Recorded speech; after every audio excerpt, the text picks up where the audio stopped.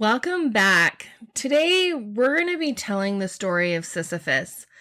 And this is a classic story in Greek mythology that I feel like most people understand the reference, but they don't actually know the myth. So, you might have heard the term Sisyphean task, or you might know the image of a man rolling a boulder up a mountain only to have the boulder come crashing down as soon as he gets close to the top. This is the myth of Sisyphus. I try to always teach the myth of Sisyphus because he is often referenced in other literature and he's very symbolic. And so with just a few phrases, a student who reads something about Sisyphus in another novel or in a play, or if they hear the phrase Sisyphean task, they immediately know what this is in reference to. And I want to give students that background knowledge. So let's start with a quick summary of the myth. So Sisyphus was actually a king in ancient Corinth, and he's known as being crafty, deceitful, avarice, and he even killed guests in his own palace, which angered Zeus. Now, this was to kill someone in your own home was considered one of the greatest evil things that you could do. I hate to say the word sin, but it was a sin to the ancient Greeks. But while it angered Zeus, this wasn't the thing that angered him the most. You see, Zeus was chasing after a nymph named Aegina, and Sisyphus saw him chasing after her. And so when Aegina's father, Sisyphus, came looking for her, Sisyphus shared with him it was Zeus that was chasing after his daughter. And, nobody likes a tattletale, I guess, especially in ancient Greece. So this is the event that, triggered Sisyphus and the myth of Sisyphus. So it's kind of crazy that in ancient Greece you can kill people in your own home, but if you tattletale on Zeus, then you're in big trouble, right? So what basically happened is that Thanatos is the personification of death. Another name or phrase for him is the Grim Reaper. But Thanatos to personally go and get Sisyphus and chain him in Tartarus as punishment.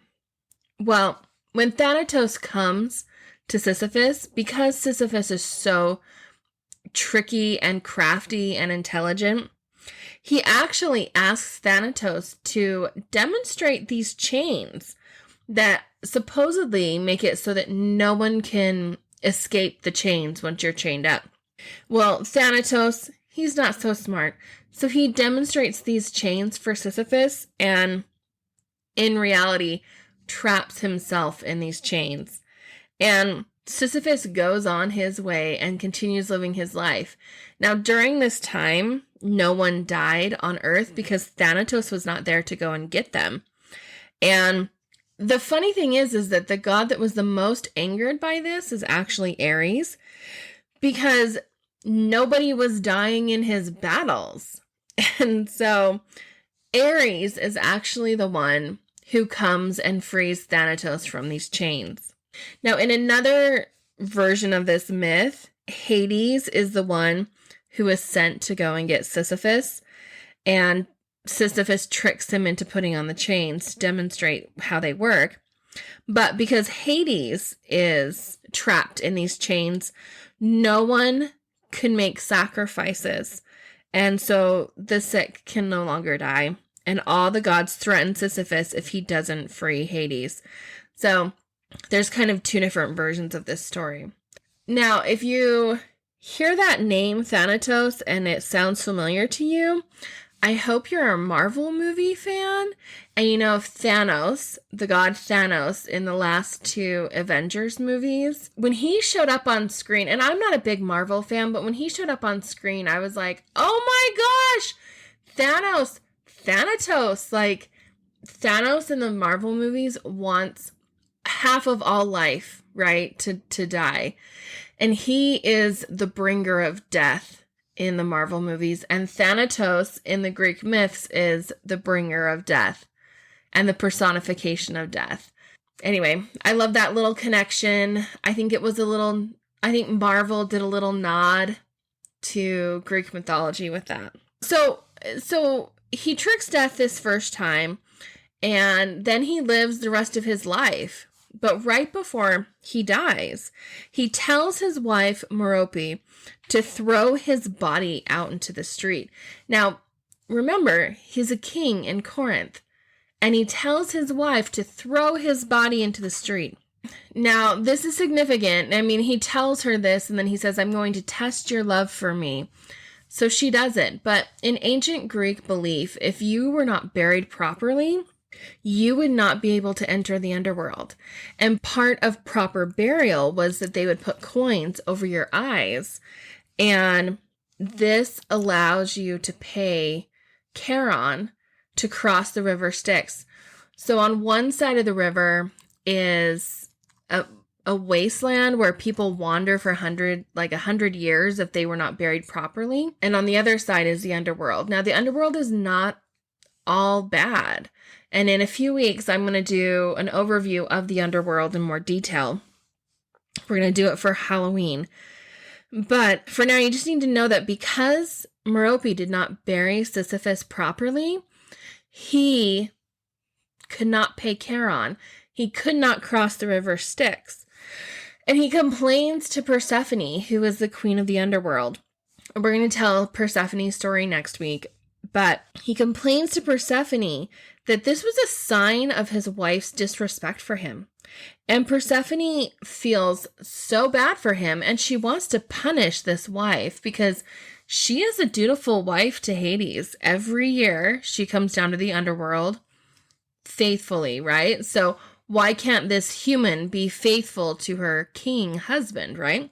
So Persephone actually allows Sisyphus to return to Earth to demand a proper funeral. Well, of course, Sisyphus doesn't demand a proper funeral, and he stays on Earth. Now, it's very uncertain here if he's like a ghost, or if he's a zombie, or if his spirit was returned to his body that was laying on the street and the body lives again. We don't really know. The myths aren't super detailed in that way. But Sisyphus can't enter the underworld, so therefore he's not really like officially dead. And he continues to live. But Hermes, who part of his role as a god is to escort humans into the underworld, Hermes actually goes to get Sisyphus and drags him forcibly into the underworld. So Sisyphus was able to trick death or to cheat death 2 times, and it's not until this 3rd time that he finally enters the underworld. Now, because of his attempt to escape death, he is actually punished. So his punishment is that he has to roll a boulder up a hill in Tartarus just to have it come rolling back down, because Hades has actually bewitched this boulder to roll away when he gets close. Now, in the underworld, there are several places, but Tartarus is reserved for the most wicked, the ones who cross the gods. In a Christian sense, it's the deepest, darkest pit of hell where all punishment is born. So it really is a punishment that fits the crime, and this is the hubris in the story, that Sisyphus tries so hard to cheat death, but in the end, you can't cheat death. You will never win. Death always wins. So Sisyphus's attempts to cheat death are like him rolling that boulder up the hill, and just when he thinks he's gonna get away with it, just when he thinks that boulder will reach the top, it comes crashing down, just like death comes crashing down upon us. So the myth of Sisyphus is really a story about the inevitability of death and that it will come crashing down on all of us. And it really is how you accept death. Are we going to accept death and go peacefully across the river Styx and into the underworld and accept our fate? Or Are we going to fight against it with everything we have in us, with every trick we have in the with every trick we have in the book? Are we going to fight death? So this is why some tasks are called Sisyphean tasks. They are insurmountable. So anytime somebody describes something as a Sisyphean task, they're being dramatic, but they're basically saying that I cannot accomplish this task. I will spend my life working at it and pushing this boulder up this hill, but I will never succeed. I think it's really interesting that in the myth of Sisyphus, it really is this human fascination with life after death and a fear of death and a fear of what life is going to be afterwards. So many people try to extend their life on earth. And for the ancient Greeks, they had a very strong belief in fate, that you could not escape fate. But Sisyphus is trying so hard to escape his fate that he ends up being punished for it. I mean, I don't know what his punishment would have been after Zeus sends Thanatos to him the first time, but I doubt it would have been pushing a boulder up a hill for all of eternity, only to have it come crashing down on him. So when I teach this with my students, we talk about their own beliefs of life after death, or what they think death is, or if they're afraid of it or not afraid of it. We talk about, are things inevitable? Should we fight it? And I pair this with the poem by Dylan Thomas, Do Not Go Gentle into That Good Night, where Dylan Thomas is, imploring his own father to fight back, to fight hard. And it kind of is a bit of a heavy topic for students, but it's something that's universal. And it's something that I think every single one of us at one point in our life is going to face. Are we going to go peacefully, or are we going to fight? I think about the number of people in my family who have had cancer. It's pretty much a known fact that I'm probably going to die of cancer. And I have family members who fought it and who fought it hard. And I have other family members who let go and believed that it was their time and they went peacefully. I'm only 40 years old, so I don't quite know yet how I'll take it or how I'll accept fate, or if I'll fight death with every fiber of being in me, or if I will welcome it like an old friend. I'm not sure. But the myth of Sisyphus really is a good story to kind of bring up this idea of what you believe the afterlife is. And it's a great story to introduce the underworld myths. And a lot of students relate to Sisyphus. And then what's really kind of awesome is that after we read the myth of Sisyphus, usually for the rest of the semester, students are bringing me in memes and jokes, or they'll mention, hey, I was reading this and it was the story of Sisyphus, or they referenced Sisyphus and I knew what it was, because Sisyphus is so, I think, integral to that symbolism that comes out of Greek mythology. So there you go. The myth of Sisyphus. And there's actually a podcast from Greeking Out that goes over, I think it's called Most Wanted. I'll link to it in the description box, but it goes over different stories of humans who tried to trick the gods and they were punished in the underworld, and the myth of Sisyphus is one of them.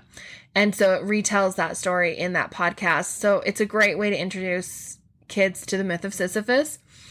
And next time we will be talking about Persephone and Hades and why we have seasons, and it will be on a special day, September 22nd, which is the fall equinox this year. September 22nd, 2021. So I'll see you then. Thanks for joining me today on Teaching Mythology. Don't forget to rate, review, and subscribe, and I'll see you next time.